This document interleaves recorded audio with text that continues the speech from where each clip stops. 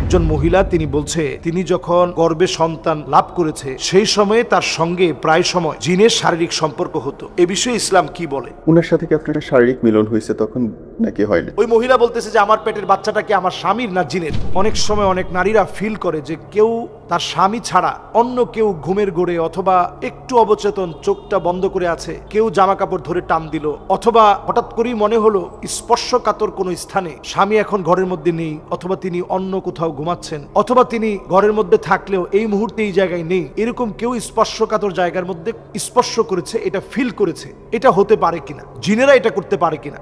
হ্যাঁ, এক্ষেত্রে এটা 100% সত্য, জিনেরা এটা করতে পারে। এবং জিনদের মধ্যে যারা দুষ্ট প্রকৃতির তারা মহিলাদেরকে খুব খেয়াল রাখে যে মহিলারা যখন চুল ছেড়ে ঘুমায়, এটা খুব ভালোভাবে আমাদের খেয়াল করা উচিত। একেবারে আপনি যখন চুলগুলো ছেড়ে ঘুমাচ্ছেন, মাছের হাড় কাটা অথবা মুরগির হাড় এগুলা সব আপনি ফেলে দিলেন পানির মধ্যে ফেলে দেওয়ার পর আপনি এবার যখন জিনের খাবারের মধ্যে আপনি পানি ঢেলে দিলেন, সে যখন খেতে পারলো না, পকারান্তরে সে আপনার ক্ষতি করার চেষ্টা করবে। খুব স্বাভাবিকভাবেই জিন আপনার ক্ষতি করবে। এই যখন ক্ষতি করার চেষ্টা করবে, ধরেন অনেক সময় স্বামী কাজটা করেছে, পানি ঢেলে দিয়েছে, জিনের কাছে খুব খারাপ লাগলো, বিরক্ত লাগলো যে আমার খাবারটা নষ্ট করলো। স্বামী আবার ওই দিন সুন্দরভাবে ফজরের নামাজের পরে সূরা ইখলাস পড়েছে, ফালাক পড়েছে, নাস পড়েছে, এরকম 3 বার পরে শরীরটাকে বন্ধ করে নিয়েছে। কিন্তু স্ত্রী তিনি এখন হায়েজা অবস্থায় আছে, অসুস্থ অবস্থায় আছে, তিনি কিছুই পড়তে পারে নাই। চুলগুলো একেবারে খোলা মেলা রেখে সতরটা অনেকটা বের করা, কারণ মহিলাদের ঘরের ভিতরে তো স্বামীর সামনে অনেক ধরনের পোশাক পরা যায়, কিন্তু আপনি এই জাতীয় পোশাক পরে রাখলেন। একদিকে আপনি হায়েজা অসুস্থ অবস্থায় আছেন,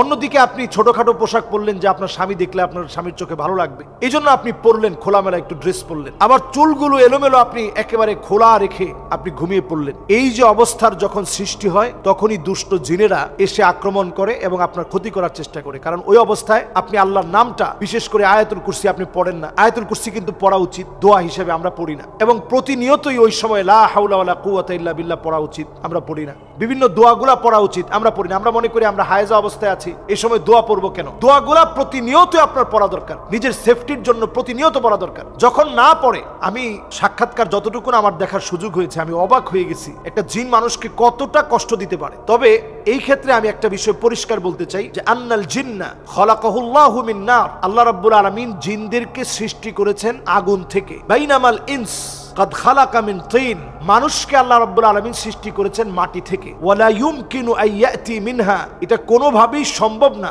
আইয়াতি মিনহুমা খালকান তাজতামিউ ফিহি সিফাতুল ইনস ওয়াল জিন, এরকম কোন সন্তান জন্ম নিবে না যার মধ্যে মানুষ এবং জিনের উভয়ের কিছু বৈশিষ্ট্য ঢুকে গেছে, এরকম কোনো বাচ্চা জন্ম নিবে না। এজন্য আমি ওই বোনকেও জানাতে চাই, যিনি এই এপিসোডটা ছেড়েছেন, তাকেও জানাতে চাই এবং দর্শকদেরকেও এটা শুনিয়ে দিতে চাই যে আপনার গর্ভে যে বাচ্চা, ওই মহিলা বলতেছে যে আমার পেটের বাচ্চাটা কি আমার স্বামীর না জিনের। জিনের পক্ষ থেকে বাচ্চা হওয়া এটা একেবারে অসম্ভব। কারণ আল্লাহ রাব্বুল আলামিন আমাদেরকে সৃষ্টি করেছেন মাটি থেকে, জিনদেরকে সৃষ্টি করেছেন আল্লাহ রাব্বুল আলামিন আগুন থেকে। দুয়ের মধ্যে অনেক সময় স্পর্শ হতে পারে, সে আপনার স্পর্শকাতর জায়গার মধ্যে ক্ষতি করার জন্য, নানাভাবে আপনাকে ডিস্টার্ব করার জন্য, ব্যথিত করার জন্য হাত দিতে পারে, স্পর্শ করতে পারে। এতে করে আপনি ঘুমের মধ্য থেকে যখন জাগ্রত হলেন, স্বাভাবিকভাবে কিছু দৃশ্য আপনার কাছে এমন মনে হতে পারে যে কিছু একটা হয়েছে, অথবা সে অন্য কোনোভাবে তার নিজস্ব মধ্য দিয়ে নিজের যৌন চাহিদা চরিতার্থ করতে পারে ভিন্নভাবে। আপনি ঘুম থেকে উঠে দেখলেন আপনার চারপাশে কিছু আলামত, কিছু দৃশ্য দেখে আপনি মনে করলেন যে মনে হয় আমার সাথে শারীরিক একটা সম্পর্ক হয়েছে। আসলে কোনো শারীরিক সম্পর্ক জিন এবং মানুষের ভিতরে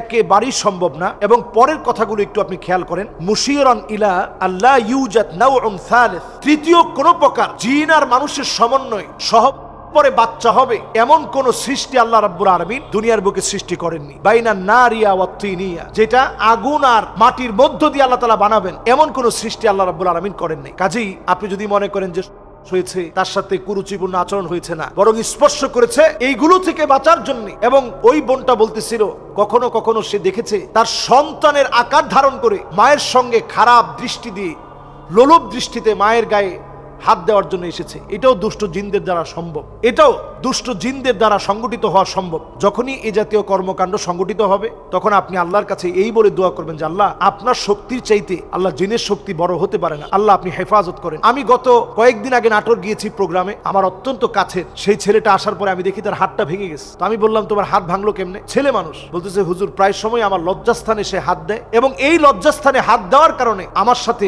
জাগ্রত অবস্থায় আমার সাথে বেশ দস্তাদস্তি হয়। দস্তাদস্তির এক পর্যায়ে আমার এই হাতটা ভেঙে যায়। তো আমি বললাম যে জাগ্রত অবস্থায় না ঘুমন্ত অবস্থায়? বলতেছি হুজুর আমার কাছে মনে হচ্ছিল জাগ্রত অবস্থায়, আবার আমি সেই সময় ঘুমায়ও ছিলাম, ঘুমের মধ্যে একটু অবচেতন হয়েছি, এমন একটা সময় এই ঘটনা ঘটেছে। এরপরে তার হাত ভেঙেছে, আমি আমার নিজের চোখে দেখছি, একেবারে ব্যান্ডেজ করা, এবং দৃশ্যগুলো আমাকে দেখিয়েছে। তো এই জাতীয় কর্মকাণ্ড হতে পারে, তারা অনেক সময় বিভিন্ন আকার আকৃতিতে মানুষকে ভয় দেখাতে পারে। এই জন্য আমরা যখন ঘরে প্রবেশ করব, আমরা সালাম দিয়ে প্রবেশ করব, আসসালামু আলাইকুম ওয়া রাহমাতুল্লাহ বলে আমরা প্রবেশ করব, বিসমিল্লাহির রহমানির রহিম বলে প্রবেশ করব।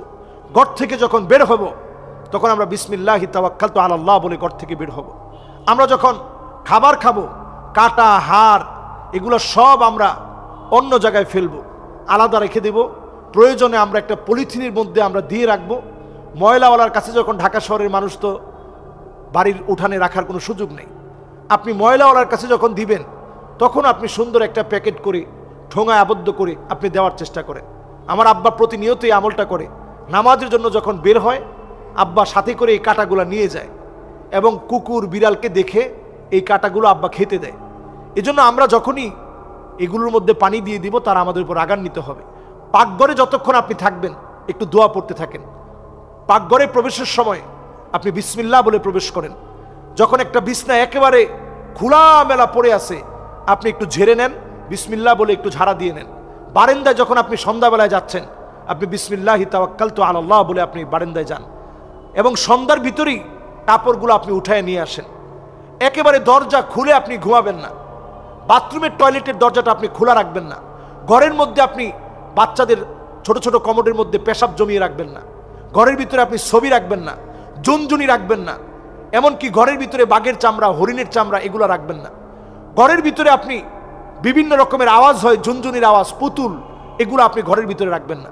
ইনশাআল্লাহ দেখবেন এই জাতীয় দুষ্ট জিনের চক্রান্ত থেকে আল্লাহ তাআলা হেফাজত করবে।